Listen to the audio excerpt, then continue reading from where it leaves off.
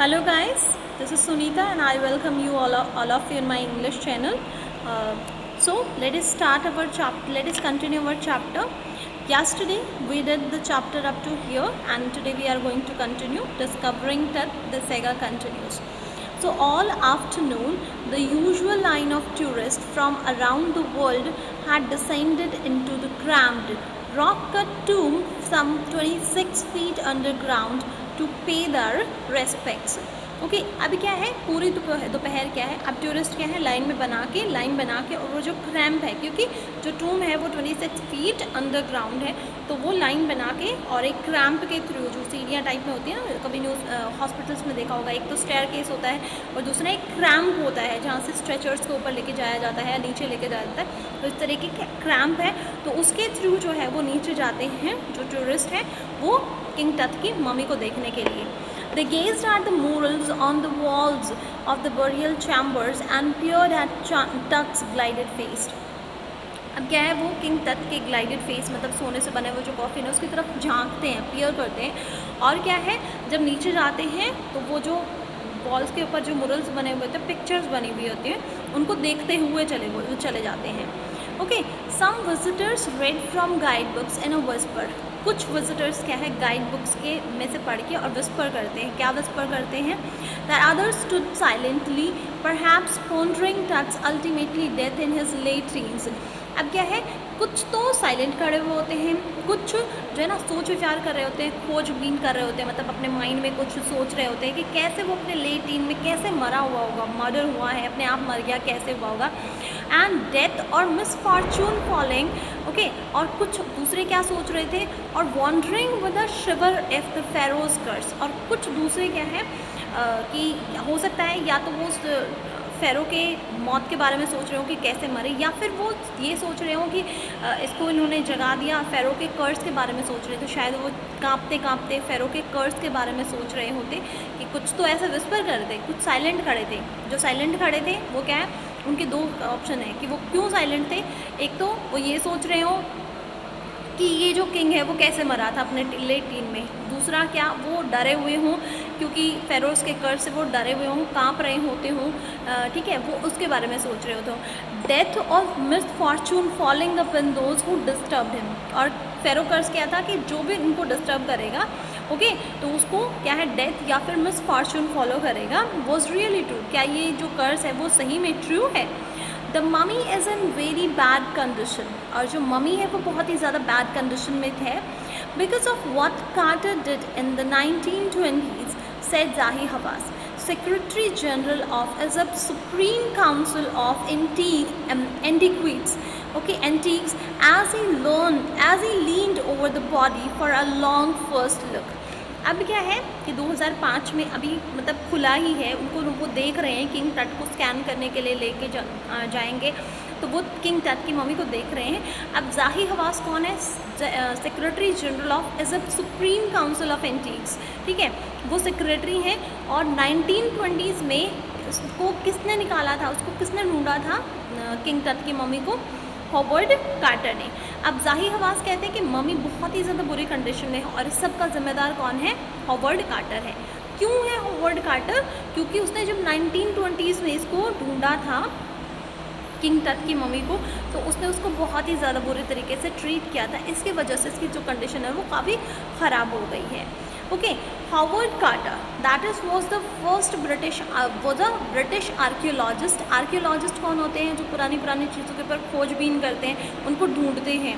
who in 1922 discovered Tut's tomb after years of futile searching its contents.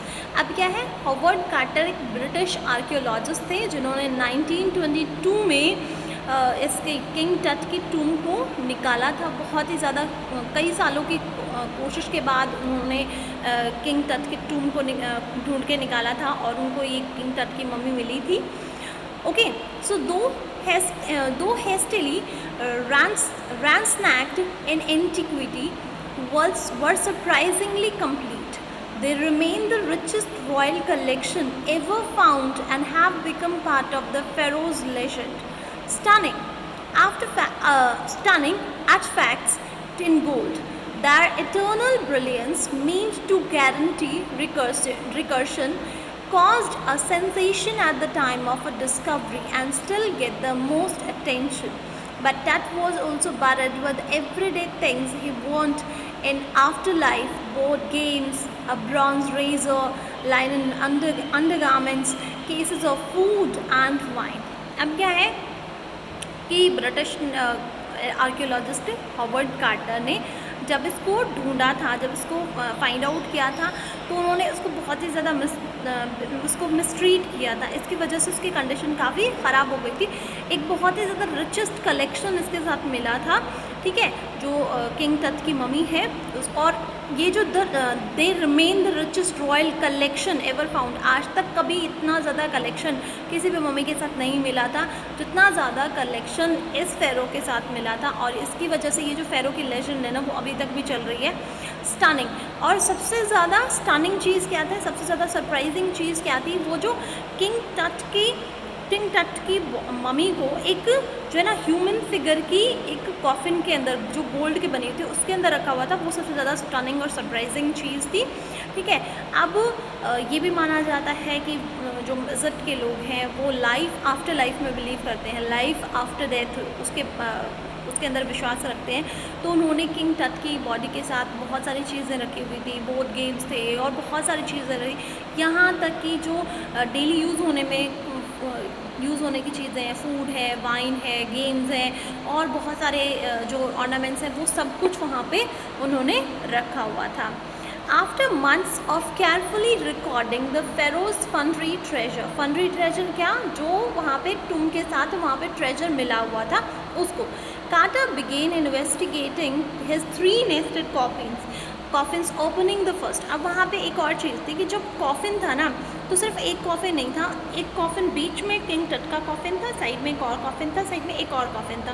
बीच में जो coffin था उसके अंदर एक और कॉफिन था जो ह्यूमन फिगर का था, उसके अंदर किंग तट की बॉडी थी।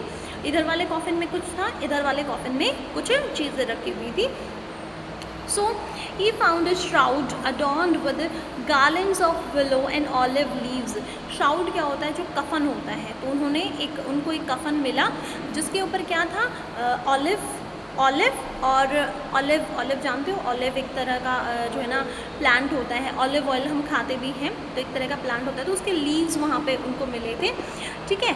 And it was adorned means decorated. जो श्राउड था ना, श्राउड के ऊपर श्राउड को डेकोरेट कर रखा था किस चीज़ से, गार्लैंड ऑफ विलो भी एक तरह का प्लांट होता है, फ्लावर्स होते हैं, और उसके जो ऑलिव हैं उनके लीव से उसको डेकोरेट कर रखा था। वाइल्ड सरली, ये भी एक तरह का फ्लावर होता है। Lotus petals and cornflowers, the faded evidence of a brutal in March और अप्रैल।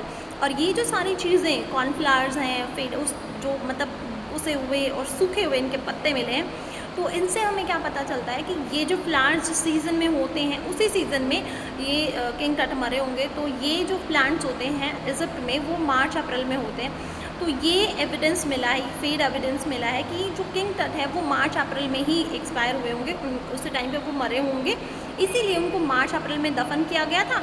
इसलिए उस टाइम पे अवेलेबल जो भी प्लांट्स और फ्लावर्स थे वो यूज़ किए गए थे। When he finally reached the mummy, जब वो मम्मी के पास फाइनली पहुँचे, दो ही ran into trouble, हालांकि वो मतलब ट्रबल में होते, the ritual resins had hardened, commenting that to the bottom of a solid gold coffin, no amount of legitimate force could move them. Carter wrote later what was to be done. अब क्या है कि जब बाकी तो चीज़ें ठीक थी, लेकिन जब उन्होंने आउटर कॉफिन खोलने के बाद, जब उन्होंने अंदर का कॉफिन खोल के और उस मम्मी को बाहर निकालने की कोशिश की, गोल्ड कॉफिन से मम्मी को बाहर निकालने की कोशिश की, तो क्या है, अब मम्मी को इनर कॉफिन के साथ रेजिन्स के साथ, रेजिन एक स्टिकी मटेरियल होता है, उसका यूज़ करके उसको अंदर से चिपका के रखा हुआ था। अब बहुत साल बीत गए, 3,000 साल के करीबन, उससे भी ऊपर टाइम हो चुका था। तो वो रेजिन था ना, बहुत ही ज़्यादा हार्ड हो चुका था, और उसको मम्मी से अलग करना, गोल्ड कॉफिन को रेजिन के साथ जिसको चिपका रखा था मम्मी को, गोल्ड कॉफिन को, उनको अलग करना वो बहुत ही ज़्यादा मुश्किल लग रहा था। उन्होंने कहा कि कोई भी किसी भी तरह का फोर्स मम्मी को उससे अलग नहीं कर सकता था। उसने बाद में लिखा भी कि मुझे क्या करना चाहिए था मुझे नहीं पता। The sun can't beat down like a hammer this fourth in Egypt and Carter tried to use it to loosen the raisin for several hours. अब क्या है, इतना ज़्यादा वो हार्ड हो चुका था, यहाँ तक कि जो सन है ना वो भी उसके ऊपर कोई इफेक्ट नहीं डाल सकता था, जैसे हमारा जो वैक्स होता है वो पिघल जाता है। इस तरीके से कार्टर ने सोचा कि शायद सन की हीट में शायद ये रेजिन भी पिघल जाए, सॉफ्टी हो जाए, लेकिन ऐसा कुछ भी नहीं हुआ था। He set the mummy outside in blazing sunshine that heated it to 149 degrees Fahrenheit.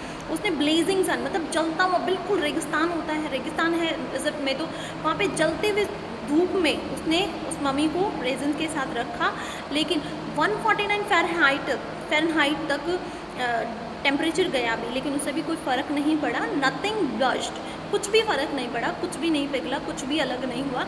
He reported with the scientific detachment that the consolidated material had to be chiselled. अब चेजल क्या मतलब, जो आपने देखा होगा हथौड़ा और छेनी और हथौड़े के साथ हमें उसको अलग करना पड़ेगा। Away from beneath the limbs and trunk before it was possible to raise the king's remains। अब क्या है, तब उस टाइम पे हार्वर्ड कार्टर ने क्या सोचा कि अगर मुझे इस रेजिन को अगर मैं पिघला नहीं सकता, तो मुझे क्या है, इसको छेनी और हथौड़े की हेल्प से मुझे इसको तोड़ना पड़ेगा, और तभी पॉसिबल है कि मैं इस किंग टट की मम्मी को और इस गोल्ड कॉफिन को अलग कर पाऊँ, ताकि मैं किंग टट की मम्मी के जो ये रिमेन्स हैं उनको लेके और इसको निकाल के बाहर कर पाऊँ। ओके, तो उसने फिर चेजल किया था, हथौड़े और छेनी की मदद से मम्मी को और गोल्ड कॉफिन को अलग किया था। So guys, I hope this is enough for the day and will meet tomorrow. Thank you and have a nice day.